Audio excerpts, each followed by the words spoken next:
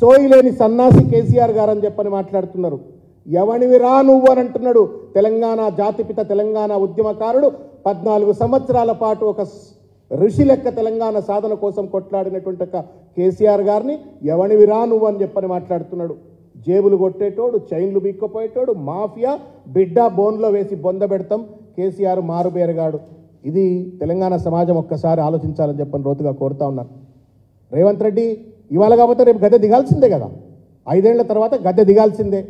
మధ్యలో ఇంకెవరన్నా ఢిల్లీలో అధికారం మారిస్తే ఇంకోటి వచ్చి కూర్చుంటే గద్దె దిగాల్సిందే.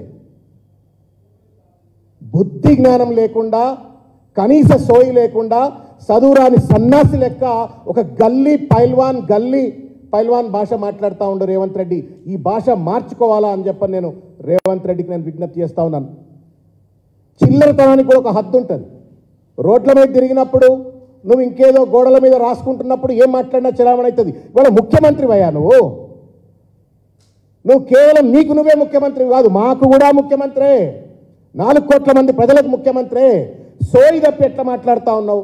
కేసీఆర్ను గోరి కడతావు, 100 మీటర్ల లోతున బీఆర్ఎస్ను పాతి పెడతావు. అద్దం ముందు నిలబడి చూసుకో ఒక్కసారి, 3 అడుగులు లేవు భూమికి, 100 మీటర్ల లోతుకు నువ్వు బీఆర్ఎస్ పార్టీని బొంద పెడతావు. నిన్ను బొంద పెట్టరాదా? ఆ మాట మాకు అనరాదా? నీ పార్టీని బొంద పెడతాము లేదా నిన్ను బొంద పెడతామని అనరాదా? అంటే సభ్యత అవుతుందా? సంస్కారం అవుతుందా?